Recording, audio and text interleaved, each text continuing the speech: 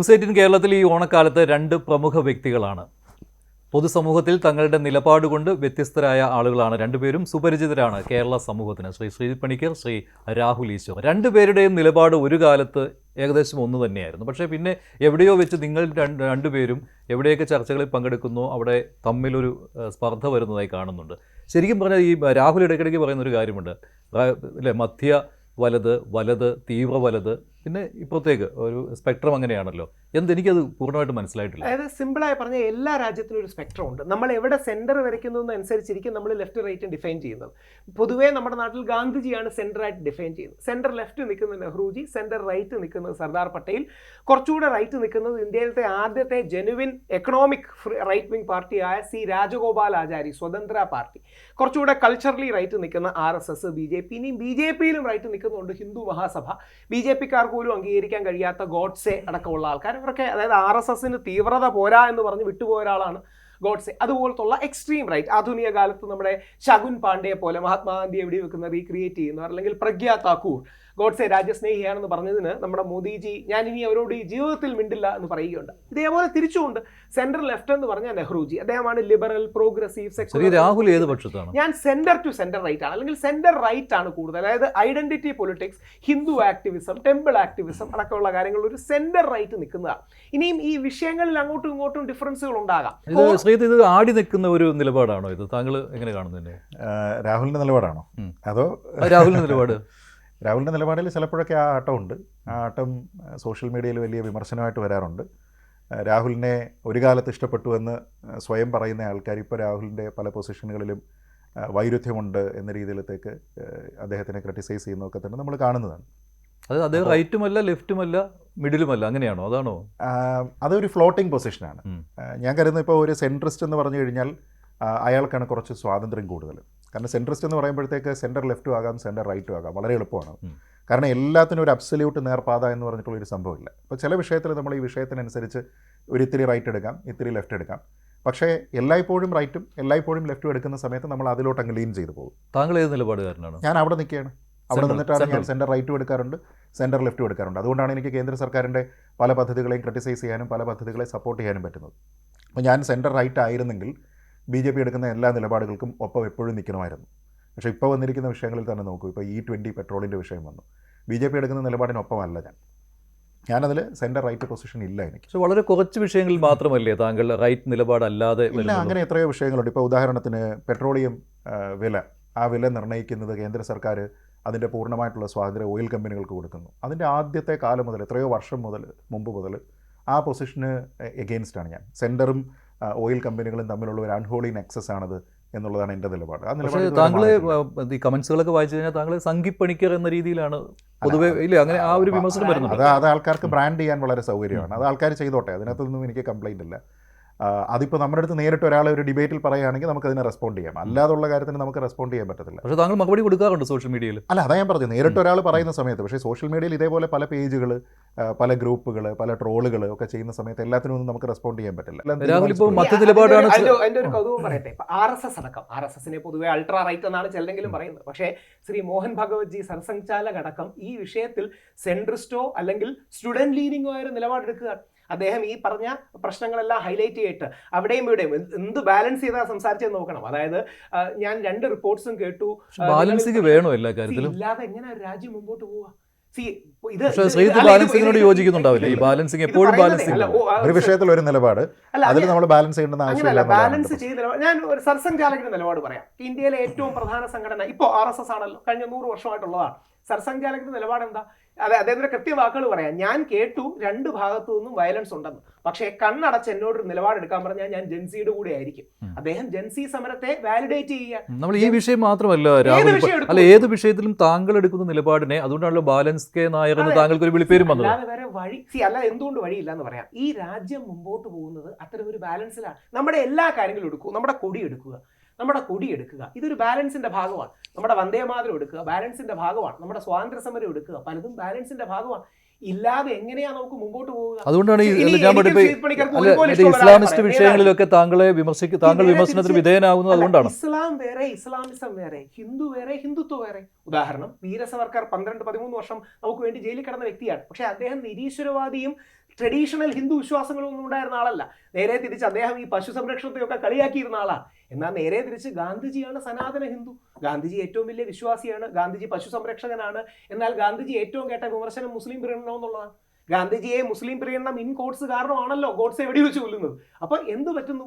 ഈ ബാലൻസ് ആണ് ഇന്ത്യയുടെ ആത്മാവ്, അല്ലാതെ വേറെ എന്താ ചെയ്യാൻ പറ്റുക? ശരി, താങ്കളാണ് ഇദ്ദേഹത്തിന് ആ പേരിട്ടതെന്ന് എനിക്ക് തോന്നുന്നു. ബാലൻസ് ആയിരിക്കില്ല, പക്ഷെ അത് സോഷ്യൽ മീഡിയയിൽ ഉണ്ടായിരുന്ന ഒരു കാര്യമാണ്. പിന്നെ രാഹുലിന്റെ ഒരു ഗുണം എന്താണെന്ന് വെച്ചാൽ അങ്ങനെയൊക്കെ നമുക്ക് പറയാം, അതിനുള്ള ഒരു സ്വാതന്ത്ര്യമുണ്ട്. നമ്മുടെ ഫ്രണ്ട്ഷിപ്പിനെ ഒന്നും അത് ബാധിക്കില്ല. ചില ആൾക്കാർ അങ്ങനെയല്ല.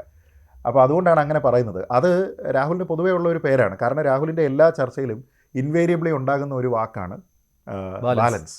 ഏത് വിഷയം, അത് നമ്മൾ ദേശീയോദ്ഗ്രഥനത്തിനെക്കുറിച്ച് സംസാരിച്ചു കഴിഞ്ഞാലും പെട്രോളിൻ്റെ വിലയെക്കുറിച്ച് പറഞ്ഞാലും രാഹുൽ ബാലൻസ് എന്നുള്ള ഒരു വാക്ക് ഉപയോഗിക്കും. കാരണം രാഹുലിൻ്റെ എല്ലാ കാര്യത്തിലും എല്ലാ കാര്യത്തിലും ഞാൻ കരുതുന്നത് ഈ ബാലൻസ് എന്ന് പറയുന്നത് ഈസ് എ കോംപ്രമൈസ്.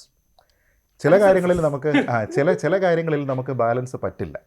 ആ ബാലൻസ് പല സ്ഥലങ്ങളിൽ എടുക്കുന്നത് കൊണ്ടാണ് നമ്മുടെ രാജ്യം പല കാര്യങ്ങളിലും വീക്കായി പോകുന്നത്. പക്ഷേ സ്ട്രോങ് ആവുന്നത് അങ്ങനെയാണെന്നാണ് രാഹുൽ പറയുന്നത്. അങ്ങനെയല്ല. അതായത് ഒരു രാജ്യത്തിനെ സംബന്ധിച്ചിടത്തോളം ഇപ്പോൾ ഈ വന്ദേമാതരത്തിൻ്റെ വിഷയം എടുക്കും, അതിപ്പോഴത്തെ ഏറ്റവും പ്രധാനപ്പെട്ട ഒരു വിഷയമല്ലേ. ഒരു രാജ്യത്തിന് അതിൻ്റെ സംസ്കാരത്തിൻ്റെ ഭാഗമായിട്ടുള്ള കുറേ ബിംബങ്ങളുണ്ട്. അതെല്ലാവർക്കും അറിയാവുന്ന കാര്യമാണ്. ഇപ്പോൾ ഗ്രീക്ക് സംസ്കാരത്തിനെ നോക്കൂ, അവർക്ക് ഗ്രീക്ക് ദേവതമാരുണ്ട്. അവിടെയുള്ളത് ഏതെങ്കിലും ഒരു മതത്തിൽപ്പെട്ട ആൾക്കാരല്ല, പക്ഷേ ഗ്രീക്ക് ദേവതകളെ അവരെല്ലാവരും റെസ്പെക്ട് ചെയ്യുന്നുണ്ട്, അവരുടെ സംസ്കാരത്തിൻ്റെ ഭാഗമായിട്ട് എടുക്കുന്നുണ്ട്. റോമിലേക്ക് പോകൂ, റോമൻ ദേവതകളുണ്ടല്ലേ ഇറ്റലിയിൽ. അവരെ എങ്ങനെയാണ് കാണുന്നത്? അവിടെയുള്ള എല്ലാ വിഭാഗത്തിലുള്ള ആൾക്കാരും അതിനെ അവർ സ്വാംശീകരിച്ച് അതിനെ അവരുടേതായിട്ട് കരുതുകയാണ്. ഇന്ത്യയിൽ വരുന്ന സമയത്ത് മാത്രം അത് പറ്റില്ല. അന്നേരം ഇവിടെ മതം വേണം, അന്നേരം ഇവിടെ ഞങ്ങൾക്കത് പറ്റില്ല, ഞങ്ങളുടെ വിശ്വാസം ഇങ്ങനെയാണ്.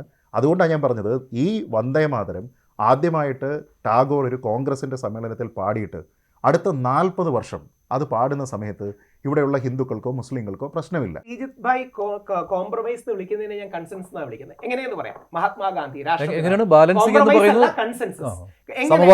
എന്തുകൊണ്ട് കൺസെൻസസ്? അന്ന് ലോകത്തിൽ ഏറ്റവും കൂടുതൽ മുസ്ലിങ്ങളുള്ള രാജ്യം ഇന്ത്യ. ഇന്ന് പോലും 2ാമതോ 3ാമതോ ഇന്ത്യയാണ്. ഇന്തോനേഷ്യ കഴിഞ്ഞാൽ ഇന്ത്യയും പാകിസ്ഥാനുമാണ്. അന്ന് ലോകത്തിൽ ഏറ്റവും മുസ്ലിങ്ങളും ഏറ്റവും ഹിന്ദുക്കളും ഉള്ള രാജ്യം ഇന്ത്യയാണ്.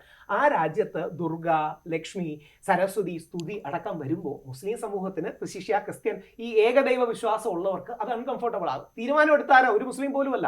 മഹാത്മാഗാന്ധി, നേതാജി സുഭാഷ് ചന്ദ്രബോസ്, രവീന്ദ്രനാഥ് ടാഗോർ, പണ്ഡിറ്റ് നെഹ്റു അടക്കമുള്ളവർ ചേർന്നൊരു സമവായം എടുക്കുകയാണ്. നമുക്ക് ആദ്യത്തെ 2 പാരഗ്രാഫ് എടുത്താൽ മതി. അത് നമ്മൾ ഹിന്ദുക്കളുടെ മഹാമനസ്കതയാണ്. ഈ രീതിയിൽ ഒരു കൺസെൻസസ് ബിൽഡ് ചെയ്യാതെ ഒരു രാജ്യം എങ്ങനെ മുമ്പോട്ട് പോകാനാണ്? ഈ രാജ്യത്ത് നമുക്ക് സമാധാനം വേണ്ടേ, ശാന്തി വേണ്ടേ, ഒരുമ വേണ്ടേ? അപ്പോൾ ഈ രണ്ടുപേരും തമ്മിലുള്ള ആശയപരമായ ഒരു വൈരുദ്ധ്യം ഞാൻ കാണുന്നത് ഇത് തന്നെയാണ്. കാരണം ഇദ്ദേഹം സമവായത്തിന്റെ ഭാഷ പറയുന്നു, താങ്കളാണെങ്കിൽ അങ്ങനെയല്ല, ഒരു ബാലൻസിങ് അല്ല വേണ്ടത് എന്നുള്ള നിലപാട്. അല്ല, ഈ കൺസെൻസസ് എന്ന് പറയുന്നതാണ്, അല്ലെങ്കിൽ കോംപ്രമൈസും ഇത് രണ്ടും ഒന്നാണ്. ബാലൻസിങ്, കൺസെൻസസ്, കോംപ്രമൈസ് ഇത് മൂന്നും ഏകദേശം ഒന്നാണെന്നാണ് രാഹുൽ പറയുന്നത്. അങ്ങനെയല്ല. കൺസെൻസസ് എന്ന് പറയുന്നത് നമ്മൾ മ്യൂച്വലി എഗ്രി ചെയ്തിട്ടൊരു കാര്യത്തിലേക്ക് വരുന്നതാണ് കൺസെൻസസ്. മറിച്ച് കോംപ്രമൈസ് എന്ന് പറയുന്നത് മറ്റൊരാളിനെ അക്കോമഡേറ്റ് ചെയ്യാനായിട്ട് ഞാൻ നടത്തുന്ന വിട്ടുവീഴ്ചയാണ്. നമുക്ക് 2 പേർക്കും ഒരേ അഭിപ്രായം നമ്മൾ ഡിസ്കസ് ചെയ്ത് ഉണ്ടാക്കുന്നതും ഞാൻ മഞ്ജുഷിന് വേണ്ടിയിട്ട് എൻ്റെ ഒരു നിലപാടിനെ കോംപ്രമൈസ് ചെയ്യുകയും ചെയ്യുന്നതെന്ന് പറഞ്ഞ 2 കാര്യമാണ്. വിട്ടുവീഴ്ചകൾ വേണം. നേരത്തെ പറഞ്ഞ കൊട്ടേഷൻ തന്നെ എടുക്കാം. No meaningful thing has been achieve through discussion എന്ന് പറയുന്നത് നേതാജിയെ ഞാൻ ഏറ്റവും ആദരിക്കുന്ന വ്യക്തിയാണ്. പക്ഷേ പ്രശ്നം, ഡെമോക്രസി ഈസ് അബൌട്ട് ഡിസ്കഷൻ. ഇത് രാഹുൽ ഈശ്വർ എന്ന വ്യക്തിയുടെ മാത്രമല്ല. എന്തിന് protest are a part of dialogue and discussion എന്നാണ് RSSന്റെ സർസംഘചാലകൻ പറയുന്നത്. RSSനെ കോട്ട് ചെയ്ത് അല്ല, ഒരിക്കലും അല്ല. പക്ഷേ പ്രശ്നം എന്താ അറിയാം, ഒരിക്കലുമല്ല. ഞാൻ RSSനെ ബഹുമാനിക്കുന്നതാണ്. എന്തുകൊണ്ടെന്ന് പറയാം. എൻ്റെ ലൈഫിൽ ഗാന്ധിജി കഴിഞ്ഞാൽ ഏറ്റവും വലിയ ഇൻഫ്ലുവൻസിലൊന്ന് ഗുരുജി ഗോൾവൽക്കറാണ്. ഗുരുജി ഗോൾവൽക്കറിൽ ഈ എവല്യൂഷൻ കാണാം. ഗുരുജി ഒരു കാലത്ത് ക്രിസ്ത്യാനിയും മുസ്ലിമും കമ്മ്യൂണിസ്റ്റുകാരും നമ്മുടെ ശത്രുവാണെന്ന് എഴുതിയിട്ടുണ്ട്. പക്ഷേ ഇതേ ഗുരുജി ഇവോൾവ് ചെയ്ത് അവസാനം ഒരു സെന്റർ റൈറ്റിലേക്ക് വരുന്നുണ്ട്, കുറെ കൂടെ മധ്യവലതിലേക്ക് വരുന്നുണ്ട്. ഗാന്ധിജി പൂനെയിലെ ഏർവാദ ജയിലിൽ ഞാൻ മരണം വരെ സത്യാഗ്രഹം കിടക്കുമെന്ന് പറഞ്ഞാണ് അന്ന് അംബേദ്കറെ അടക്കം കൺവിൻസ് ചെയ്ത് പൂന പാക്ട് ഇന്നത്തെ സമരണവും തുടങ്ങുന്നത്. ഗാന്ധിജി എന്ന് പറയുന്നുണ്ട്, I will die but I will not let Hindus be divided. ഈ ഹിന്ദു കമ്മ്യൂണിറ്റിയെ ഡിവൈഡ് ചെയ്യാൻ അനുവദിക്കില്ല എന്ന്. അങ്ങനെയാണ് ഗാന്ധിജിയുടെ സ്റ്റാൻഡ്. ഇതൊരു കൺസെൻസസ് ബിൽഡിംഗ് ആണ്. സ്ഥിരമായിട്ട് ഗാന്ധിജിയുടെ ഒരു ചിത്രം ഞാൻ നമ്മുടെ സബർമതി പോയിരുന്നു. അപ്പൊ അവര് അവിടുത്തെ ഒരാളോട് പറഞ്ഞു, ആദ്യമായിട്ടാണ് ഇന്ത്യയിൽ ഗാന്ധിജിയുടെ ടാറ്റു അടിച്ച ഒരാളെ കാണുന്നത്. എന്തുകൊണ്ടാണ് ഗാന്ധിജി ഇമ്പോർട്ടന്റ് ആകുന്നത്? കാര്യം ഈ കൺസെൻസസ് ബിൽഡിംഗ് ആണ്. ഈ ഗാന്ധിയനാണെന്ന് കാണിക്കുന്നതിന് വേണ്ടി ഇത്തരത്തിലുള്ള ഈ ചിത്രകലാ അല്ല, കാണിക്കുന്നതിന് വേണ്ടിയിട്ടൊന്നും ഞാൻ പറയുന്നില്ല. ഗാന്ധിജി കോംപ്രമൈസിന്റെ ആളായിരുന്നു. ഗാന്ധിജി കൺസെൻസസ് ബിൽഡിങ്ങിന്റെ ആളായിരുന്നില്ല. ഗാന്ധിജി കോംപ്രമൈസിന്റെ ആളായിരുന്നു. അങ്ങനെ വന്നാൽ പോലും നേതാജി രാഷ്ട്രപിതാവെന്ന് വിളിച്ച ആരാ? നേതാജി രാഷ്ട്രപിതാവ് എന്ന് വിളിച്ചതും Netaji in this holy war for independence we seek your blessings എന്ന് പറഞ്ഞ മഹാത്മാഗാന്ധിയെ കുറിച്ചാണ്. എന്തുകൊണ്ടാണ് ഇതിനൊരു സെന്റർ പോയിന്റ് വേണ്ടേ? അതിന്റെ കോണ്ടെക്സ്റ്റ് ഉണ്ട്. എന്തുകൊണ്ടാണ് അത് പൂർണ്ണമായ അർത്ഥത്തിൽ നമ്മളിപ്പോൾ ഈ പറയുന്നത് പോലെ വളരെ പ്ലെയിൻ റീഡിംഗ് അല്ല അദ്ദേഹം അത് പറയുന്നത്. അദ്ദേഹം ഏറ്റവും കൂടുതൽ എതിർത്തിരുന്ന ആളാണ് നെഹ്റു. പക്ഷെ അദ്ദേഹത്തിന്റെ ഒരു റെജിമെന്റിന്റെ പേരിട്ടിരിക്കുന്നത് നെഹ്റുവിന്റെ പേരിലാണ്, ഗാന്ധിയുടെ പേരിലുണ്ട്. ഞാൻ പറയുന്നത് അത് അദ്ദേഹത്തിൻ്റെ ഒരു പൊസിഷനാണ്. അതായത് പുറത്തുനിന്ന് നിങ്ങളുടെ എല്ലാവരുടെയും ബ്ലെസ്സിങ്ങോടുകൂടി നമുക്ക് വ്യത്യസ്ത ധാരകളുണ്ടെങ്കിലും ഒറ്റ ലക്ഷ്യത്തിന് വേണ്ടിയിട്ടാണ് എന്ന് പറയുന്നതിന് വേണ്ടിയിട്ടാണ്. ഇതേപോലെ തിരിച്ചു വിളിച്ചിട്ടുണ്ട് പ്രിൻസ് എമംഗ് പാട്രിയറ്റ്സ് എന്ന്. പരസ്പരം ബഹുമാനത്തോടു കൂടിയാണ് ഇവരെല്ലാം സംബോധന ചെയ്തിട്ടുള്ളത്. എന്തുകൊണ്ടാണ് നേതാജി രാഷ്ട്രപിതാവ് എന്ന് വിളിക്കുന്നത്? ഒരുപക്ഷെ ഗാന്ധിജിക്ക് കിട്ടിയ ഏറ്റവും വലിയ ടൈറ്റിൽ നേതാജിയാണ് നൽകുന്നത്. നമ്മുടെ ഭരണഘടനയുടെ ആദ്യ കയ്യെഴുത്ത് പ്രതിയിൽ ഇത് കൃത്യം ചിത്രമായിട്ട് തന്നെയാണ്. നിങ്ങൾ തമ്മിലുള്ള ഈ ആശയപരമായ വൈരുദ്ധ്യത്തിൽ ഞാൻ ശ്രദ്ധിച്ചിട്ടുള്ള മറ്റു കാര്യം, ഇപ്പോൾ ടിപ്പുവിന്റെ വിഷയത്തിൽ വരുമ്പോൾ നിങ്ങൾ തമ്മിൽ വളരെയധികം വൈരുദ്ധ്യമാണ് ഇക്കാര്യത്തിലുള്ളത്. പിന്നെ രാഹുൽ ഈ കാര്യത്തിലൊക്കെ സംസാരിക്കുമ്പോൾ രാഹുലിനെ ഇപ്പോൾ സോഷ്യൽ മീഡിയയിൽ ഒരു സുഡാപ്പി എന്നുള്ള രീതിയിൽ വിശേഷിപ്പിക്കുന്നുണ്ട്. അത് ഗാന്ധിജി ഇത് തന്നെ വിളിച്ചത്. ഗാന്ധിജി ഇസ്ലാമിസ്റ്റ് അങ്ങനെയുണ്ടല്ലേ? ഗാന്ധിജി ഇതേപോലെ മൗലാന ഗാന്ധി എന്ന് വിളിക്കുന്നതിന്റെ റീസൺ, ഗാന്ധിജി എന്തുകൊണ്ടാണ് ഗോഡ്സെ വിളിച്ചത്? ഗോഡ്സെ ആരാണ്? തീവ്ര ഹിന്ദുത്വവാദിയായ ബ്രാഹ്മണ സമുദായത്തിൽ ജനിച്ചൊരു വ്യക്തിയാണ്. അതാണ് ഗോഡ്സെയുടെ ബേസിക്കലി തീവ്ര ബ്രാഹ്മണിക്കൽ. ബ്രാഹ്മണ്യം വേറെ, ബ്രാഹ്മണിക്കൽ വേറെ. ഈ തീവ്ര ബ്രാഹ്മണിക്കലാണ്. ഇനി ടിപ്പുവിനെ കുറിച്ച് പറയാം. ഏത് സമയത്ത് രാഹുലിന് അങ്ങനെ ഒരു വിശേഷണം വന്നത്? അല്ല, എല്ലാ സമയത്തും. ഞാനിപ്പോ ഉദാഹരണം, അയ്യപ്പന്റെ കൂടെ വാവരുണ്ട് ശബരിമലയിൽ. വാവര് ചരിത്രപരമായ ഒരു സത്യമാണ്. തീവ്ര സംഘീകരണം എന്ന് പറയുന്നത് തീവ്ര ഹിന്ദുത്വവാദികൾ, അങ്ങനെ വിളിക്കാം. തീവ്ര ഹിന്ദുത്വവാദികൾ വാവരെ അംഗീകരിക്കുന്നില്ല. വെളുത്ത അയ്യപ്പന്റെ മറ്റൊരു ക്രിസ്ത്യൻ സുഹൃത്താണ്, വെളുത്ത അംഗീകരിക്കുന്നില്ല. ഇത് ചരിത്ര സത്യങ്ങളല്ലേ? തീർന്നില്ല. ടിപ്പുവിനെ കുറിച്ച് പറഞ്ഞു. നമ്മുടെ സ്വാതന്ത്ര്യത്തിന്റെ കോൺസ്റ്റിറ്റ്യൂഷന്റെ ആദ്യ കയ്യെഴുത്ത് പ്രതിയിൽ ശിവാജി മഹാരാജാവുണ്ട്, ടിപ്പു സുൽത്താനുണ്ട്, റാണി ലക്ഷ്മിഭായി ഉണ്ട്. നമ്മുടെ ഗാന്ധിജി അടക്കമുള്ളവർ ടിപ്പുവിനെ അംഗീകരിച്ചിരുന്നവരല്ലേ? തെറ്റ് പറ്റിയിട്ടുണ്ട്, ഇല്ലെന്ന് പറയുന്നില്ല. ആർക്കാ തെറ്റ് പറ്റാത്തത്? നേരെ തിരിച്ച് ഈ പോസിറ്റീവുകളെ എടുത്ത് ഹൈലൈറ്റ് ചെയ്യുക, കൺസെൻസസ് ഉണ്ടാക്കുക. ടിപ്പു വിഷയത്തിലും രാഹുൽ ഒരു സമവായത്തിന്റെ ഭാഷയിൽ തന്നെയാണ് അല്ലേ? അതല്ലാത്ത ഒരു വിഷയം പറയും. രാഹുലിന് സമവായം അല്ലെങ്കിൽ കോംപ്രമൈസ് ഇല്ലാത്ത ഏതെങ്കിലും ഒരു വിഷയമുണ്ടോ? ഏതെങ്കിലും ഒരു വിഷയത്തിൽ നിലപാടുണ്ടോ? ഇല്ല. ശബരിമല വിഷയത്തിൽ രാഹുൽ ഒറ്റ നിലപാടില്ല. രണ്ടിലും ഒരു നിലപാടേ ഉള്ളൂ. ആ നിലപാട് പറയുന്നത് ശബരിമല വിഷയത്തിലുണ്ട്. ശബരിമല വിഷയത്തിൽ പോലും നമ്മൾ എന്താ ചെയ്യുക? ശബരിമല വിഷയത്തിൽ അന്ന് യുവതീ പ്രവേശത്തിന് എതിരായിട്ടുള്ള അല്ലെങ്കിൽ അനുകൂലമായിട്ടുള്ള നിലപാടെടുത്തിരിക്കുന്ന ആൾക്കാരെല്ലാവരും മറുപക്ഷം എന്നാണ് നമ്മൾ ചിന്തിക്കുക. പക്ഷേ രാഹുൽ അവിടെ അങ്ങനെയല്ല. അവിടെ രാഹുലിന് പത്മകുമാർ സാറുണ്ട്, അവിടെ രാഹുൽ പിന്നെ വാസു സാറുണ്ട്, അവിടെയുള്ള ആൾക്കാരെല്ലാവരും ഉണ്ട്. അതായത് ആ ഭാഗത്ത് നിന്നുകൊണ്ട് തീരുമാനങ്ങൾ എടുത്തിരിക്കുന്ന ആൾക്കാരോട് വ്യക്തിപരമായിട്ടുള്ള സൗഹൃദത്തിൻ്റെയോ വ്യക്തിപരമായി അദ്ദേഹത്തിനോട് നടത്തിയിട്ടുണ്ട് എന്ന് അദ്ദേഹം പറയുന്ന കമ്മ്യൂണിക്കേഷൻ്റെയോ അടിസ്ഥാനത്തിൽ അവരോട് അദ്ദേഹം അപ്പോഴും സോഫ്റ്റാണ്. പക്ഷേ എനിക്ക് പത്മകുമാറിനെ വിമർശിക്കുന്ന സമയത്ത് എനിക്ക് പത്മകുമാർ സാർ ആകുന്നില്ല. പത്മകുമാറിന് നിസ്സഹായാവസ്ഥയുടെ പേരിലാണെങ്കിൽ അദ്ദേഹം അന്ന് രാജിവെക്കണമായിരുന്നു. അങ്ങനെ ഒരു ഓപ്ഷൻ ഉണ്ടായിരുന്നു.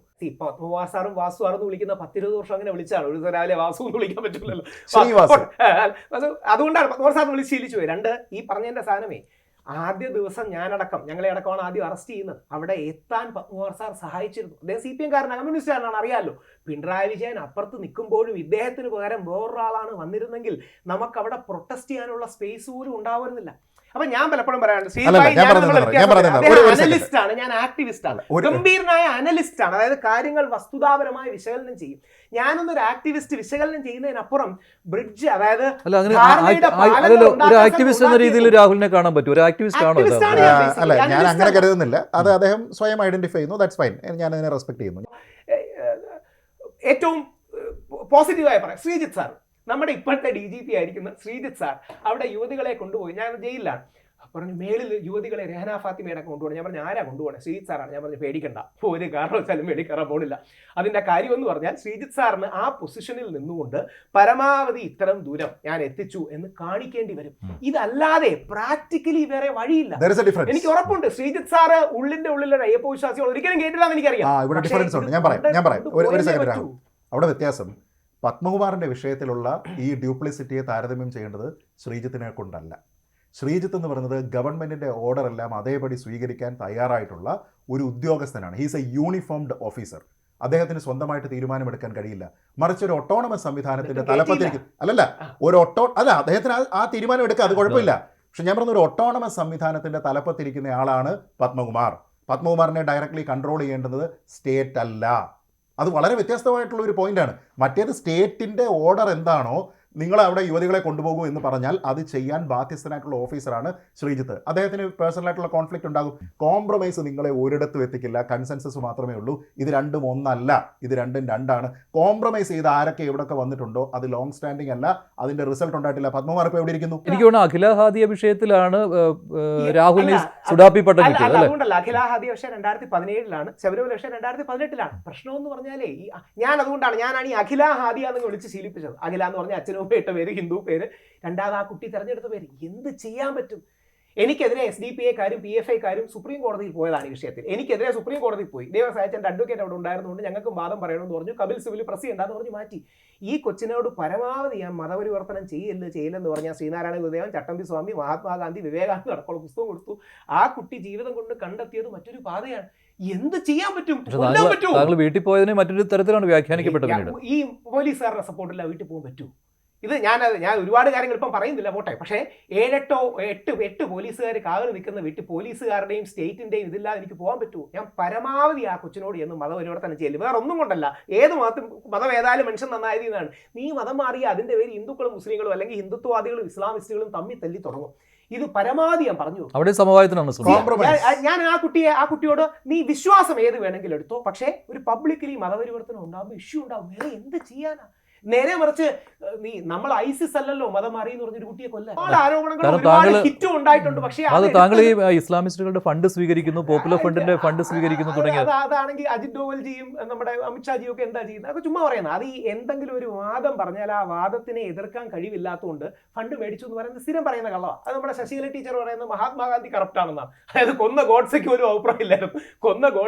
മഹാത്മാഗാന്ധി അഴിമതിക്കാരനാണെന്ന് അഭിപ്രായം ഇല്ലായിരുന്നു. പകരം ചില കാര്യങ്ങളിൽ, പ്രത്യേകിച്ച് സാമുദായികമായ കാര്യങ്ങളിൽ ഇങ്ങനെ കൺസെൻസസും ബാലൻസും എടുക്കാതെ ഇന്ത്യക്ക് മുമ്പോട്ട് പോകാൻ കഴിയില്ല. ഇതൊരു ലൈനാണ്. ഈ ലൈനോട് എഗ്രി ആണെന്ന് പറയുന്നില്ല. ഈ വിഷയങ്ങളിലൊക്കെ രാഹുൽ എടുക്കുന്ന നിലപാട് പലപ്പോഴും സംശയത്തിന് ഇട നൽകിയിട്ടുണ്ട് ഈ സാമൂഹ്യ മാധ്യമങ്ങളിൽ, അല്ലേ? തീർച്ചയായിട്ടും. അത് മുഖ്യധാരാ മാധ്യമങ്ങളിലടക്കം, സാമൂഹ്യ മാധ്യമങ്ങൾ മാത്രമല്ല, മുഖ്യധാരാ മാധ്യമങ്ങളിലടക്കം അതുണ്ട്. അതെന്താണെന്ന് വെച്ചാൽ ന്യൂനപക്ഷങ്ങളാകുമ്പോൾ അവരുടെ ഒരു കോസിന് വേണ്ടിയിട്ട് നിൽക്കുന്ന സമയത്ത് നമുക്ക് ഉപയോഗിക്കാൻ പറ്റുന്ന കുറേ വാക്കുകളുണ്ട് ഇത്തരം ചർച്ചകളിൽ. ഈ ബാലൻസ് പോലത്തെ വാക്കുകളല്ല, ഇസ്ലാമോഫോബിയ എന്നുള്ള വാക്ക്. അങ്ങനത്തെ സ്ഥലങ്ങളിൽ രാഹുലും അത് ഉപയോഗിക്കാറുണ്ട്.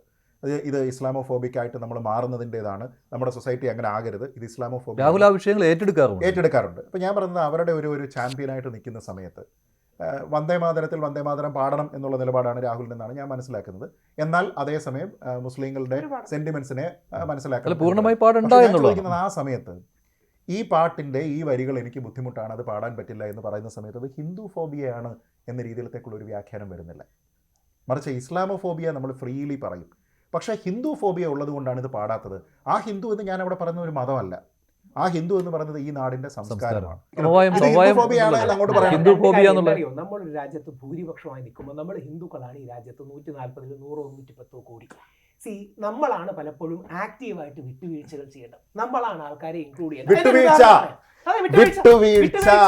രാഹുലിന്റെ വായിൽ നിന്ന് തന്നെ വന്നു.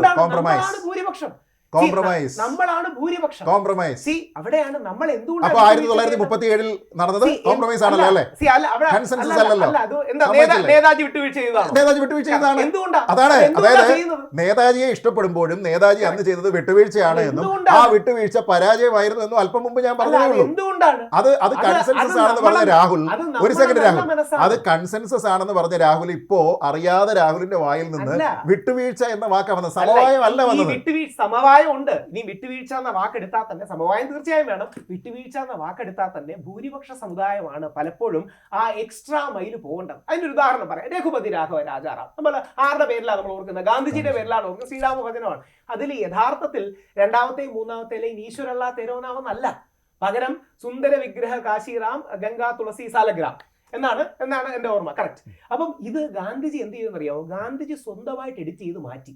എന്നിട്ട് ഗാന്ധിജിക്ക് ഇഷ്ടമുള്ള ഭജനയാണ്, അതുകൊണ്ട് എല്ലായിടത്തും ഗാന്ധിജി പാടുന്നതുമാണ് ഈശ്വരല്ലാ തേരോ നാം സബുക്കോ സന്മതി ദേ ഭഗവാൻ എന്ന രീതിയിൽ ഗാന്ധിജി ചെയ്യുന്നത് ഔട്ട് ഓഫ് ഗുഡ് ഇന്റൻഷൻ ആണ്.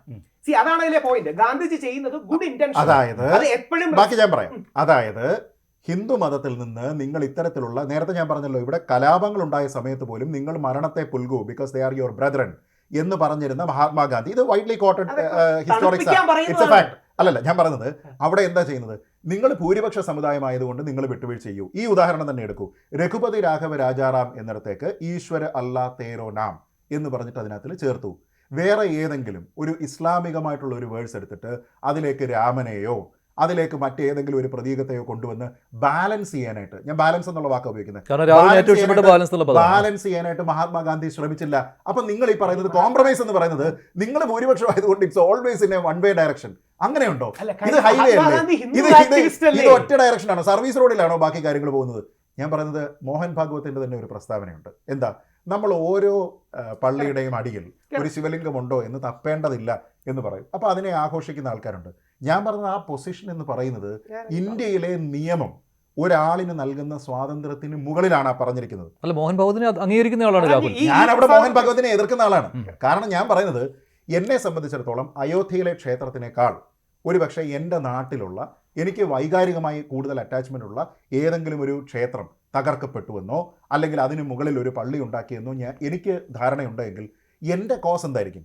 രാമക്ഷേത്രത്തിനോടുള്ള കോസിനേക്കാൾ കൂടുതൽ എനിക്ക് അവിടുത്തെ കോസായിരിക്കും. അപ്പോൾ ഞാൻ അതിന് കേസ് കൊടുക്കണ്ട എന്നല്ലേ മോഹൻ ഭഗവത് പറയുന്നത്? ഞാൻ പറഞ്ഞത് എനിക്ക് കേസ് കൊടുക്കാനുള്ളത് ഞാൻ അവിടെ പോയിട്ട് പിന്നെ അയോധ്യയിൽ ഉണ്ടായിരുന്നതുപോലെ പള്ളി തകർക്കല്ലല്ലോ ചെയ്യുന്നത്. നിയമപരമായിട്ട് എനിക്ക് അവൈലബിൾ ആയിട്ടുള്ള ഒരു ഓപ്ഷൻ ഉപയോഗിച്ചുകൊണ്ട് ഞാനൊരു ലീഗൽ കേസിന് പോയി കഴിഞ്ഞാൽ മോഹൻ ഭഗവത്തിന് എന്താ പ്രശ്നം? RSSന് എന്താ പ്രശ്നം? നോക്കൂ, ഇത് ചോദിക്കുന്ന സമയത്ത് ഞാൻ റൈറ്റ് വിങ് ആണോ അല്ലയോ, അതോ ഞാനാണോ റൈറ്റ് വിങ്, അവരാണോ റൈറ്റ് വിങ്? അത് എക്സ്ട്രീം അല്ല. ഞാൻ പറയുന്നത് ഞാൻ കോൺസ്റ്റിറ്റ്യൂഷണൽ പൊസിഷനിലാണ്. അതായത് എനിക്ക് അങ്ങനെ ഒരു ധാരണ ഉണ്ടെങ്കിൽ ഞാൻ ആ പള്ളിയെ പൊളിക്കാൻ പോയി കഴിഞ്ഞാൽ ഞാൻ അൾട്രാ റൈറ്റ് വിങ് ആണ്. എക്സ്ട്രീം ഒന്നും അല്ല ഞാൻ പറഞ്ഞത്, അൾട്രാ റൈറ്റ് വിങ് ആണ്. പക്ഷെ ഞാൻ പറഞ്ഞത് എന്താ മഞ്ജുഷ്, ഈ നാട്ടിലെ കോൺസ്റ്റിറ്റ്യൂഷനും നിയമങ്ങളും നിങ്ങൾക്ക് തരുന്ന അവകാശം ഉപയോഗിച്ച് ലീഗലായിട്ട് നിങ്ങൾ കോടതിയിൽ ഫൈറ്റ് ചെയ്യുക. അതിനല്ലേ കോടതിയുള്ളത്. അവിടെ കൊണ്ടുപോയി ഒരു സൂട്ട് കൊടുത്തു കഴിഞ്ഞാൽ ആർക്കെന്താ നഷ്ടം? എന്തുകൊണ്ട് RSS അടക്കമുള്ളവർ ആ നിലപാടെടുക്കുന്നത്? രണ്ട് കാര്യങ്ങൾ. ഒന്ന്, അവരുടെ നന്മ. രണ്ട്, പ്ലേസസ് ഓഫ് വർഷിപ്പ് ആക്ട് ഉണ്ട്. 1947 ഓഗസ്റ്റ് 15 ഒരു ഡിവൈൻ ഡേറ്റ് ആണ്. ഡിവൈൻ എന്ന വാക്ക് ഉദ്ദേശിക്കുന്നത് പവിത്രമായ ഒരു ഡേറ്റ് എന്ന അർത്ഥത്തിൽ. അന്ന് നമുക്ക് സ്വാതന്ത്ര്യം കിട്ടി. അതിന് മുമ്പിലുള്ള പ്രശ്നങ്ങൾ നമുക്ക് സെറ്റിൽ ചെയ്യാം. അതിനുശേഷം പുതിയൊരു ഇന്ത്യയുടെ തുടക്കമാണ്. 1947 അമ്പലമെങ്കിൽ അമ്പലം, പള്ളിയെങ്കിൽ പള്ളി, ചർച്ചെങ്കിൽ ചർച്ച്, മോസ്കെങ്കിൽ മോസ്ക്. ഞാൻ ചോദിക്കുന്നത് RSS എന്തിനാ ഇതിൽ ബേജാറാകുന്നത്? RSS ഇതിന്റെ എല്ലാം കൂടെ കസ്റ്റോഡിയൻ ആയിക്കൊണ്ട് ബേജാറാകേണ്ട കാര്യമില്ല. അദ്ദേഹത്തിന്റെ വ്യക്തിപരമായിട്ടുള്ള അഭിപ്രായം അതായിരിക്കാം. പക്ഷേ കോംപ്രമൈസിലേക്ക് പോയി കഴിഞ്ഞാൽ നിങ്ങൾ നശിപ്പിക്കുന്നത് ഈ രാജ്യത്തിന്റെ ശരിയായിട്ടുള്ള അന്തസ്സത്തെയും ഇതിന്റെ സംസ്കാരവുമാണ്. ആ സംസ്കാരത്തിനെ വീണ്ടെടുക്കാൻ RSSന് മാത്രമല്ല, RSSന് നിലപാടുമല്ലോ. ഞാൻ RSSന്റെ നിലപാടിനെ എതിർത്തിട്ടില്ല. അമ്പലങ്ങളുടെ ഒരു കണക്കുണ്ട്. ഹിന്ദുത്വ പക്ഷത്ത് നിൽക്കുന്നവർക്ക് 3000 പള്ളികളുടെ താഴെ അമ്പലങ്ങളാണെന്നുള്ള കണക്കുണ്ട്. ചില ആൾക്കാർക്ക് കുറെ കൂടെ എക്സ്റ്റെൻഡ് ചെയ്ത് 30,000 ഉണ്ട്. ഈ രാജ്യത്ത് കലാപങ്ങളും പ്രശ്നങ്ങളും ഉണ്ടാകും എന്നുള്ളതുകൊണ്ടാണ് നമുക്ക് അമ്പലവും പള്ളിയും ഒക്കെ ഉണ്ടാക്കാൻ ഒരുപാട് സ്ഥലങ്ങളിൽ. ഇപ്പം മിഡിൽ ഈസ്റ്റ്. രാഹുൽ, ഞാൻ ഒരു കാര്യം ഞാൻ പറയാം. രാഹുലിന്റെ ലാസ്റ്റ് പോയിന്റിനെ തന്നെ എടുത്തിട്ട് അതാണ് അതിന്റെ ഏറ്റവും ബെസ്റ്റ് എക്സാമ്പിൾ. ഇവിടെ 3000 പള്ളികൾ, ലോവസ്റ്റ് ഫിഗർ എടുക്കാം, 3000 സ്ഥലങ്ങളിൽ ക്ഷേത്രങ്ങളുടെ പുറത്താണ് പള്ളികൾ വന്നിരിക്കുന്നത് എങ്കിൽ ഇന്ത്യയെ പോലെ ഇത്ര ബൃഹത്തായ, ഇത്ര വിശാലമായിട്ടുള്ള ഭൂപ്രകൃതിയുള്ള ഒരു രാജ്യത്ത് ഈ വന്നിരുന്ന മറ്റ് നമ്മൾ ഈ പറയുന്ന മുഗൾ പരമ്പരയിലുള്ള ആൾക്കാർക്ക് ഒരു പള്ളി പണിയാൻ വേറെ സ്ഥലം കിട്ടാഞ്ഞിട്ടാ? നിങ്ങൾ ഈ 3000 ക്ഷേത്രങ്ങളുടെ മുകളിൽ നിങ്ങൾ പള്ളികൾ ഉണ്ടാക്കിയിട്ടുണ്ട് എങ്കിൽ നിങ്ങൾക്ക് ഈ ബൃഹത്തായിട്ടുള്ള രാജ്യത്ത് വേറെ സ്ഥലം കിട്ടാതെ ഷോർട്ടേജ് ആയിപ്പോൾ എനിക്ക് 5 സെൻറ്റ് സ്ഥലം കൂടെ എടുക്കാനില്ല എന്നുള്ളതിൻ്റെ പേരിലാണോ ചെയ്തത്? അതായത് ഈ ബൃഹത്തായ രാജ്യത്ത് അത് ചെയ്തിട്ടുണ്ട് എങ്കിൽ അതൊരു പാറ്റേൺ ആണ്, ഇറ്റ്സ് എ ടെംപ്ലേറ്റ്. ആ ടെംപ്ലേറ്റ് പൊളിക്കുക എന്ന് പറയുന്നത് എൻ്റെ സംസ്കാരത്തിൻ്റെ റിവൈവലാണ്. അതിനു വേണ്ടിയിട്ട് ഞാൻ പൊളിച്ചാലേ പോയി പ്രശ്നമുള്ളൂ. പക്ഷേ ആ ടെംപ്ലേറ്റ് പൊളിക്കാൻ ഞാൻ നിയമപ്രകാരം കോൺസ്റ്റിറ്റ്യൂഷൻ അനുവദിക്കുന്ന കേസുമായിട്ട് പോയി കഴിഞ്ഞാൽ ആർക്കെന്താ പ്രശ്നം? അന്ന് അത് ചെയ്യാമായിരുന്നു. ഇവിടെ വേറൊരു പ്രശ്നം. റിവെഞ്ച് എന്ന് രാഹുൽ പറയുമ്പോൾ ഞാൻ റിവൈവൽ എന്നുള്ള വാക്കാണ് ഉപയോഗിക്കുന്നത്. ഇതാണ് കോണ്ടെക്സ്റ്റിന്റെ വ്യത്യാസം. കാര്യം കൂടെ പറയാം, ഹിന്ദു റിവൈവൽ വേണം, പക്ഷേ അത് മുസ്ലിമിന്റെ പള്ളിയുടെ മേൽക്കൊണ്ടായിരുന്നു. ചേട്ടാ, അവിടെ കൊണ്ട് പണിയാൻ ഹിന്ദുക്കൾ പറഞ്ഞു, അവിടെ കൊണ്ട് പണിയാൻ ആരെങ്കിലും പറഞ്ഞു? 500 വർഷമോ 600 വർഷമോ. എന്റെ രാഹുൽ ഒരു സെക്കൻഡ്. താജ്മഹൽ ഈ 2 ദിവസങ്ങളുടെ മുഖ്യധാര മാധ്യമങ്ങൾ റിപ്പോർട്ട് ചെയ്യില്ല. താജ്മഹലിന്റെ അകത്ത് പൂജ നടത്തണമെന്ന് പറഞ്ഞ ചില ആൾക്കാർ ഇടിച്ചു കയറി. മുഖ്യധാര, അതായത് അവിടുത്തെ രാഹുൽ ഒരു സെക്കൻഡ്. ഇല്ല അങ്ങനെയല്ല. അല്ല അങ്ങനെ പറഞ്ഞിട്ടില്ല. ഞാൻ പറഞ്ഞ കേൾക്കും രാഹുൽ. ഇവിടെ ഒരു പ്രശ്നമുണ്ട്. രാഹുൽ ഒരു പ്രശ്നം എനിക്കറിയാം, ഞാൻ കണ്ടതാണ്. അതിനകത്ത് കുറെ ഹിസ്റ്റോറിക് സാധനം പറയുന്നുണ്ട്. ഇവിടുത്തെ പ്രധാനപ്പെട്ട പ്രശ്നം രാഹുൽ ഇവിടെ പറഞ്ഞ ആൾക്കാരാണ്. അതായത് താജ്മഹലിനുള്ളിൽ പൂജ നടത്തണമെന്ന് പറഞ്ഞു പോകുന്ന ആള് ഫ്രിഞ്ചാണെന്നേ. കറക്റ്റ്. ക്ഷേത്രം പിന്നെ അവിടെ ഉണ്ടായിരുന്നു എന്ന് പറഞ്ഞ് പള്ളി പൊളിക്കുന്നത് ഫ്രിഞ്ചാണെന്നേ. ഒരു പക്ഷത്ത് പറയുന്നു, രാഹുൽ പറയുന്നത് ഇതൊരു റിവഞ്ചായി മാറുമെന്നാണ്, താങ്കൾ പറയുന്നു Revival റിവൈവലാണ്. അങ്ങനെ ഓരോ നിലപാടിലും See, നിങ്ങളല്ല ഒരേ ഓരോ നിലപാടിന്റെ വിഷയത്തിൽ വ്യത്യസ്ത paradigm, narrative. ഓരോ വിഷയത്തിൽ നിങ്ങൾ തമ്മിൽ വ്യത്യസ്ത നിലപാടുണ്ടോ? നിങ്ങൾ തമ്മിൽ അല്ല ഞാൻ പറട്ടെ, നിങ്ങൾ തമ്മിൽ യോജിക്കുന്ന ഒരു നിലപാട് രാഹുൽ എന്റെ സുഹൃത്താണെന്ന്, ഞാൻ രാഹുലിന്റെ സുഹൃത്താണെന്നുള്ള കാര്യത്തിൽ ഞങ്ങൾ പൂർണ്ണ ഇത് യോജിപ്പാണ്. രണ്ടും രണ്ട് നിലപാടുകളാണ്. ഈ നിലപാടുകൾ തമ്മിൽ കോൺഫ്ലിക്റ്റ് ഉണ്ടാകുന്നത് നല്ലതുമാണ്. മറ്റൊരു വിഷയമുണ്ടല്ലോ, പുരുഷ കമ്മീഷൻ. അക്കാര്യത്തിൽ രാഹുലിനോട് അതിലെങ്കിലും ഇല്ല, യോജിപ്പുണ്ടോ? ഇല്ല, അതിൽ യോജിപ്പാണ്. അതിൽ യോജിപ്പുണ്ടോ? യോജിപ്പില്ല. കാരണം എന്താന്ന് വെച്ചാൽ അതിനൊരു ഒരു കാര്യം പുതുതായിട്ട് വരുന്ന സമയത്ത് there has to be a strong case that is established. അത് ഞാൻ കാണുന്നില്ല. അങ്ങനെ ഉണ്ടെങ്കിൽ എന്താ ചെയ്യേണ്ടത്? ലീഗലി നമുക്ക് നിലവിലുള്ള നിയമങ്ങൾ, അത് സ്ത്രീകൾക്ക് പരിരക്ഷ നൽകുന്ന രീതിയിലത്തേക്കാണ് നമ്മുടെ നാട്ടിലെ നിയമങ്ങളെന്ന് നമുക്കറിയാം. പക്ഷേ അതിനുശേഷം വന്നിരിക്കുന്ന പ്രശ്നം എന്താ? പോക്സോ അടക്കമുള്ള കേസുകൾ വ്യാപകമായിട്ട് ദുരുപയോഗിക്കപ്പെടുന്നുണ്ട് എന്നുള്ളത് ഒരു വസ്തുതയാണ്. നമ്മൾ ചെയ്യേണ്ടത് ഈ ജെൻഡർ പാരിറ്റി അത് ഉറപ്പുവരുത്തുന്നതിന് വേണ്ടി, അതിലൊരു ബാലൻസ് കൊണ്ടുവരുന്നതിന് വേണ്ടി നമ്മുടെ നിയമങ്ങളെ പരിഷ്കരിക്കുകയാണ്. അതിനൊരു പുരുഷ കമ്മീഷൻ കൊണ്ടുവന്നാൽ ഈ പറയുന്ന ഒരു അട്രോസിറ്റിയെ ഏത് രീതിയിലത്തേക്ക് നമുക്ക് പ്രിവെന്റ് ചെയ്യാൻ പറ്റും? സിമ്പിൾ ഉദാഹരണം പറയാം. ഇന്നലെ വന്ന വാർത്ത, സ്വന്തം അച്ഛനെ ഒരു മകൾ വ്യാജ പോക്സോയിൽ കുടുക്കി. അയാൾ 18 മാസം ജയിലിൽ കിടന്നു. 13 വയസ്സുകാരിയായ ഒരു പെൺകുട്ടി 10 പേർക്കെതിരെ കള്ളക്കേസ് കൊടുത്തു. ഞാൻ അവിടെ വീട്ടിൽ പോയിരുന്നു, ആ പയ്യന്മാരുടെ വീട്ടിൽ പലതും പോയിരുന്നു. ഇവർക്ക് എന്തെങ്കിലും സപ്പോർട്ട് വേണ്ടേ? ബോബി ചെമ്മണ്ണൂർ അടക്കമുള്ള വിഷയങ്ങളിൽ അദ്ദേഹത്തിന് വെളിയിറങ്ങി വരുമ്പോൾ മറ്റേ പടക്കം പൊട്ടിക്കാൻ പോകുന്നത് തീർച്ചയായും തെറ്റാണ്. ഫെമിനിസ്റ്റുകളുടെ അദ്ദേഹത്തെ അനുകൂലിച്ചതല്ലേ? അദ്ദേഹം മാപ്പ് പറയണമെന്ന് പറഞ്ഞു. അദ്ദേഹത്തിന് മാപ്പ് പറയണമെന്ന് രണ്ട് ഞാൻ ഹണി റോസിന്റെ മാന്യമായ വസ്ത്രധാരണം വേണമെന്നും അങ്ങനെ ഡിക്റ്റേറ്റ് ചെയ്യാൻ റൈറ്റ് എനിക്കില്ല എന്നുള്ള നിലപാടാണ്. രണ്ടും ഓക്കെയാണ്. രണ്ടും ഓക്കെയാണ്. അപ്പം ഈ രണ്ട് പൊസിഷൻസ് തമ്മിൽ സമൂഹത്തിൽ ഒരു ഡയലക്ടിക്കൽ ഫൈറ്റ് ഉണ്ടാകുന്നത് സമൂഹത്തിന് ഗുണം ചെയ്യും. കാര്യം ഈ രണ്ടും ഞാൻ സമൂഹം എങ്ങനെയാണ് ചിന്തിക്കുന്നത് അതിന് വിരുദ്ധമായാണോ രാഹുൽ ചിന്തിക്കുന്നത്? ആണ് പലപ്പോഴും. അല്ലെങ്കിൽ ചിലപ്പോ സമൂഹം ചിന്തിക്കുന്നുണ്ടാവും, പക്ഷേ നിയമം അതല്ല പറയുന്നത്.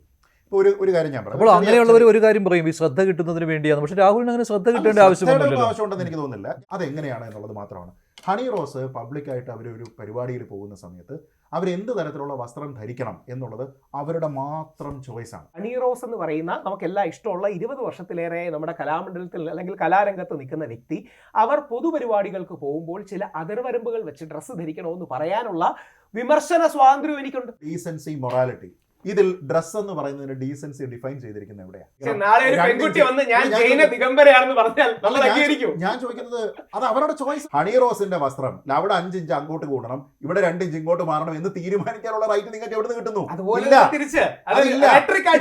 മഞ്ജുഷിന്റെ ഈ നാളെ ഒരു പെൺകുട്ടി ഹണി റോസിനെ പറയല്ലോ, ഹണി റോസിനെ ബഹുമാനാണ്, വേറൊരു കോൺടാക്സിൽ ജൈന ദിഗംബരയാണെന്ന് പറഞ്ഞൊരു പെൺകുട്ടിയോടെ വന്നിരിക്കുന്നു. അല്ലെങ്കിൽ നമ്മുടെ നാട്ടിൽ സോഷ്യൽ മീഡിയ ഒരു തരംഗം ഉണ്ടായിരുന്നു, തരംഗമല്ല നെഗറ്റീവ് തരംഗം ഉണ്ടായിരുന്നു, മാറു തുറക്കൽ സമരം.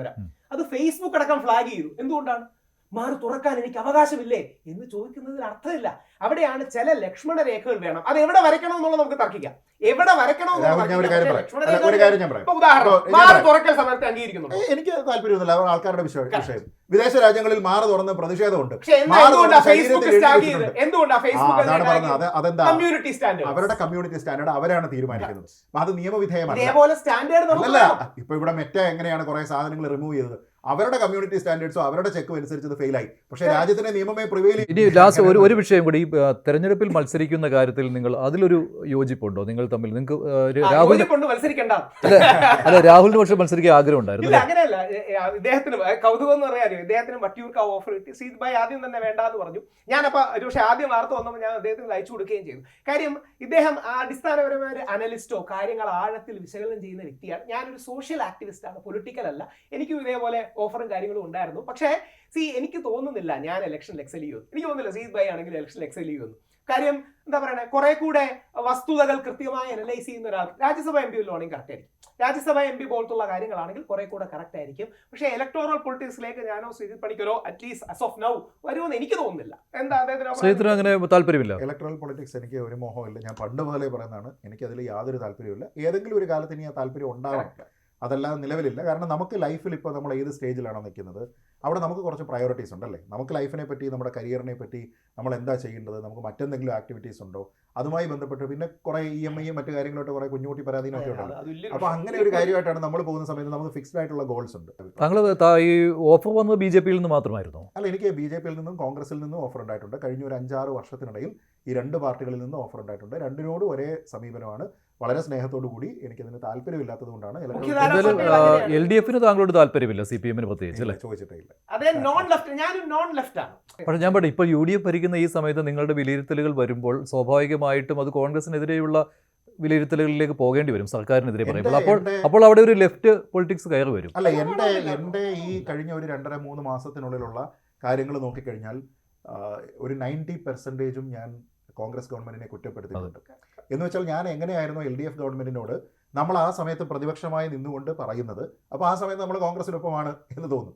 പക്ഷേ ഇപ്പോൾ കോൺഗ്രസ് അധികാരത്തിൽ വരുമ്പോൾ ഇതേ യാർഡ് സ്റ്റിക്ക് ഉപയോഗിച്ചുകൊണ്ട് നമ്മൾ അവരെ വിമർശിക്കുന്ന സമയത്ത് നമ്മൾ അവിടെയും പ്രതിപക്ഷത്താണ് എന്ന് കരുതി ഞാൻ CPM-നോടൊപ്പമാണ് എന്നുള്ള അർത്ഥമില്ല. കാരണം ആൾക്കാർ ചോദിക്കും, എടേ നീ ഇത് പിണറായി വിജയനായിരുന്ന സമയത്ത് ഇങ്ങനെയല്ലല്ലോ പറഞ്ഞു, നിനക്ക് VD സതീശനായപ്പോൾ അഭിപ്രായം മാറിയോ എന്ന് ചോദിക്കും. അങ്ങനെ ഒരു ചോദ്യത്തിൻ്റെ പ്രസക്തിയില്ല. വ്യക്തിപരമായിട്ട് ഇവരോടൊക്കെ നമുക്ക് നല്ല ബന്ധമുണ്ടാവും. ഇപ്പോൾ രമേശ് ചെന്നിത്തലയുമായിട്ട് എനിക്ക് നല്ല സൗഹൃദമുള്ള ആളാണ്. അത് ചോദിക്കുമ്പോൾ അദ്ദേഹം താങ്കളുടെ വീട്ടിൽ വന്നതാണ് ഇപ്പോൾ വളരെയധികം വിമർശിക്കപ്പെടുന്നത് അല്ലേ? അതെ അതെ, അത് എൻ്റെ പിറന്നാൾ ദിവസമാണ്. അദ്ദേഹം യാദൃശ്ചികമായിട്ട് അദ്ദേഹം മറ്റൊരു കാര്യത്തിന് എന്നോട് സംസാരിക്കാൻ വേണ്ടിയിട്ട് വിളിക്കുന്ന സമയത്ത് എവിടെ ഉണ്ട് എന്ന് ചോദിക്കുന്നു. ഞാൻ എൻ്റെ വീട്ടിലുണ്ട്, ഇന്ന സ്ഥലത്താണ്. അപ്പോൾ എന്താണ് വിശേഷം എന്ന് ചോദിക്കുമ്പോൾ ഞാൻ എൻ്റെ പിറന്നാളാണെന്ന് പറയുന്നു. അപ്പോൾ എന്നാൽ ഞാൻ അങ്ങോട്ട് വരുന്നു എന്ന് പറഞ്ഞിട്ട് വളരെ അവിചാരിതമായി അപ്രതീക്ഷിതമായി അദ്ദേഹം വന്നാണ്. അദ്ദേഹത്തിൻ്റെ നല്ല മനസ്സ്, അദ്ദേഹം വീട്ടിൽ വന്ന് വളരെ നമ്മൾ പൊളിറ്റിക്സ് സംസാരിക്കുന്നതേ ഇല്ല. പക്ഷേ അത് പറയുമ്പോഴും അതിന് ശേഷവും MR അജിത് കുമാറിൻ്റെ വിഷയവുമായി ബന്ധപ്പെട്ട് ഞാൻ അദ്ദേഹത്തിനെ വിമർശിക്കുന്നുണ്ട്. ഞാൻ പറഞ്ഞത് സൗഹൃദം എന്ന് പറയുന്നത് ഒരു ട്രാക്കിലൂടെ പോവുകയും രാഷ്ട്രീയ അഭിപ്രായം അത് പറയാനുള്ള നമ്മുടെ ആർജവം എന്ന് പറയുന്നത് വേറൊരു ട്രാക്കിലൂടെ പോകേണ്ടതാണ്. CPM താങ്കൾ ശത്രുവായിട്ട് കാണുന്നുണ്ട്. അതൊരു പക്ഷേ അവരുടെ ഒരു ഹൃദയവിശാലതയുടെ പ്രശ്നമായിരിക്കും. അല്ല, ഇത് ചാപ്പിയടി വേണ്ട. അവിടെയാണ് രമേശ് ചെന്നിത്തലാജിയുടെ ഒരു അപ്രോച്ച് അല്ലാണ്, ശശി തരൂർ സാറിന്റെ അപ്രോച്ച് അല്ലാണ്. ഇതിനർത്ഥം വേറെ ആടെ അല്ലെന്നല്ലോ കേട്ടോ, പെട്ടെന്ന് ഓർമ്മ വന്ന 2 പേരെന്നേ ഉള്ളൂ. നിലപാടുകളിൽ വ്യത്യസ്തത ഉള്ളപ്പോഴും സൗഹൃദവും സാഹോദര്യവും അല്ലെങ്കിൽ ഹാർമണി ഇത് തുടരണം. ഇവർ പരസ്പരം യോജിപ്പിന്റെ മേഖലകൾ കണ്ടെത്തി മുമ്പോട്ട് പോകുന്നതല്ലേ. ഈ പോസിറ്റീവ് അപ്രോച്ച് കൂടുതൽ വേണം. അതാണ് ശരിക്കും, അതാണ് ഒരു അർത്ഥത്തിൽ നേഷൻ ബിൽഡിംഗ്. അവിടെ സമവായമാണ്, സമവായം കോൺസെൻസസ് ആണ്. അത് കൺസെൻസസ് കൊണ്ട് ഇങ്ങനെ ഈ കൺസെൻസസ് ആണ് ഈ രാജ്യത്തിന്റെ. അപ്പോൾ യോജിപ്പുള്ള ഒരു മേഖല എന്ന് എനിക്ക് തോന്നുന്നത് പ്രധാനമന്ത്രി നരേന്ദ്രമോദിയുടെ വിഷയത്തിലാണ്. രണ്ടുപേർക്കും നരേന്ദ്രമോദിയുടെ കാര്യത്തിൽ ഒരേ നിലപാടാണ് അല്ലേ? ഇഷ്ടവും ബഹുമാനവും. കേന്ദ്ര സർക്കാരിനോടുള്ള വിമർശനം എന്ന് പറയുമ്പോൾ നരേന്ദ്രമോദിയോടുള്ള വിമർശനമാണ്. ഇപ്പോൾ കാർഷിക നിയമം വന്നു. കാർഷിക നിയമം വന്നപ്പോൾ ഞാൻ വിശ്വസിച്ചിരുന്നത് ആ 3 നിയമങ്ങളും കർഷകർക്ക് ഒരുപാട് പോസിറ്റീവായിട്ടുള്ള ചേഞ്ച് ഉണ്ടാക്കുമെന്നാണ്. കാരണം അത് ഇംപ്ലിമെൻറ്റ് ചെയ്തിരിക്കുന്ന സമാനമായ നിയമങ്ങൾ ഇംപ്ലിമെൻറ്റ് ചെയ്തിരിക്കുന്ന പല രാജ്യങ്ങളുണ്ട്. ഈ രാജ്യങ്ങളെല്ലാം കർഷകർക്ക് അവരുടെ വരുമാനം വർദ്ധിക്കുകയും അവർക്ക് കുറച്ചുകൂടി സ്റ്റെബിലിറ്റിയും പ്രഡിക്റ്റബിലിറ്റിയും ഒക്കെ അവരുടെ ഇൻകത്തിലെ ക്രോപ്സിൻ്റെ കാര്യത്തിലൊക്കെ ഉണ്ടായി.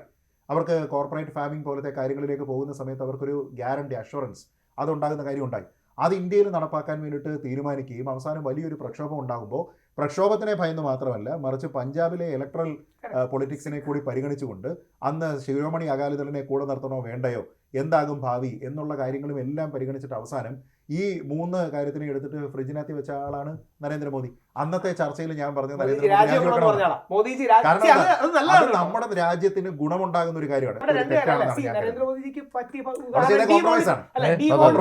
അടക്കമുള്ള കാര്യങ്ങൾ വേണ്ട രീതിയിൽ സക്സസ് ആയി ഒരു പക്ഷേ ആരും പറയില്ല. പക്ഷെ എനിക്ക് മോദിജി ഇഷ്ടമുള്ള 1-2 ക്വസ്റ്റ്യൻസ് ഉണ്ട്. അതായത് പ്രത്യേകം ഇഷ്ടമുള്ളത് സാധാരണ രീതിക്ക് പുറപ്പം തമിഴാണ് സംസ്കൃതത്തെക്കാൾ പഴയത്. RSSന്റെ കോറിൽ നിൽക്കുന്ന ആരും അംഗീകരിക്കാത്തൊരു നിലപാടാണ്. പക്ഷേ മോദിജി അത് എക്സാം വാരിയേഴ്സിന്റെ ചർച്ചയിൽ മോദിജി എക്സ്പ്ലിസിറ്റ്ലി പറയുന്നുണ്ട്, തമിഴ് ഈസ് ഓൾഡർ ദാൻ സംസ്കൃതം. ഒരു പോസിറ്റീവ് സന്ദേശമാണ്. മോദിജി ആക്റ്റീവായിട്ട് പോകുമ്പോൾ പല സ്ഥലങ്ങളിലും ഗാന്ധിജിയുടെ നാടാണ് India, I come from the land of Gandhiji, അല്ലെങ്കിൽ ഗാന്ധിജിയെ കാര്യമായി ഹൈലൈറ്റ് ചെയ്തു. മോദിജി ചെയ്യുന്ന നല്ല കാര്യമാണ്. ഒരു എക്സ്ട്രീമിൽ നിൽക്കുന്ന പല ഹിന്ദുത്വവാദികൾക്കും ഗാന്ധിജി ഇഷ്ടമല്ല. പക്ഷേ മോദിജി ഗാന്ധിജിയാണ് എന്നെ ഏറ്റവും ഇൻസ്പയർ ചെയ്യുന്ന ആൾക്കാരിൽ ഒരാളെന്ന് പറയുന്നത്. എന്തിനാ അമിത്ഷാജി പോലും പറയുന്നത് കഴിഞ്ഞ 1000 വർഷങ്ങളിൽ ജനിച്ച ലോകത്തിലെ ഏറ്റവും വലിയ മഹാൻ മഹാത്മാഗാന്ധിയാണെന്നാണ്. അപ്പോൾ സോ കോൾഡ് സ്ട്രോങ് ആണല്ലോ അമിത്ഷാജി പറയുന്നത്. ഒരു ലാർജർ കൺസെൻസസ്, ഒരുമയുടെ സ്പേസസ് ഉണ്ടാക്കുന്നതിന് ഗുണം ചെയ്യും. അവിടെ നരേന്ദ്രമോദി ചെയ്തിരിക്കുന്നത് വീണ്ടും കോംപ്രമൈസ് ആണ്. രാഹുൽ പരിശോധിക്കേണ്ട കാര്യം, ഇദ്ദേഹം പ്രധാനമന്ത്രി ആകുന്നതിന് മുമ്പ്, അതായത് 2014 മുമ്പ് നരേന്ദ്രമോദി ഗുജറാത്ത് മുഖ്യമന്ത്രി ആയിരുന്ന സമയത്ത് ഇന്ത്യ ടുഡേയോ മറ്റോ സംഘടിപ്പിച്ചിരിക്കുന്ന ഒരു ഇൻ്ററാക്ഷൻ സെഷനുണ്ട്. ആ സെഷനിൽ വെച്ചിട്ട് അദ്ദേഹത്തിനോട് രാജീവ് ശുക്ലയാണെന്നാണ് എൻ്റെ ഓർമ്മ, കോൺഗ്രസിൻ്റെ രാജ്യസഭ MP. അന്ന് അദ്ദേഹം മാധ്യമപ്രവർത്തകനാണെന്നാണ് എൻ്റെ ഓർമ്മ. അദ്ദേഹം എണീറ്റിട്ട് ചോദിക്കുന്നുണ്ട്, ഈ ഗാന്ധിയെ പറ്റിയും നെഹ്റുവിനെ പറ്റിയും ചോദിക്കുന്നുണ്ട്. അന്ന് ഗാന്ധിയോട് അതിശക്തമായിട്ടുള്ള വിമർശനവും എങ്ങനെയാണ് സുഭാഷ് ബാബു കോൺഗ്രസിന് പുറത്തു പോയത് തുടങ്ങിയ കാര്യങ്ങളെപ്പറ്റി നിങ്ങൾ പഠിക്കണമെന്ന രീതിയിലത്തേക്ക് അതിശക്തമായിട്ട് എങ്ങനെ പൊളിറ്റിക്കലി അദ്ദേഹം കണ്ണിങ് ആയിരുന്നു എന്നതിനെക്കുറിച്ച് പിന്നെ ഗാന്ധി വിമർശനം നടത്തിയിരിക്കുന്ന ആളാണ്. പക്ഷേ പ്രധാനമന്ത്രിയാകുന്ന സമയത്ത് നമ്മൾ നേരത്തെ പറഞ്ഞതുപോലെ നമ്മുടെ സംസ്കാരത്തിൻ്റെ ചില സിംബൽസ് ഉണ്ടെന്ന് പറയുന്ന പോലെ നമ്മുടെ ജനാധിപത്യത്തിൻ്റെ നമ്മുടെ പൊളിറ്റിയുടെ ചില ചിഹ്നങ്ങളുണ്ട്. ആ ചിഹ്നങ്ങളിൽ ഒന്നാണ് Mahatma Gandhi. You like him or not, you like his ideology or not, അതിനെ ഫർദർ ചെയ്യുക എന്നുള്ളത് അദ്ദേഹം ആ പൊസിഷനിൽ ഇരുന്ന് ചെയ്യേണ്ടുന്ന ഒരു കാര്യമാണ്.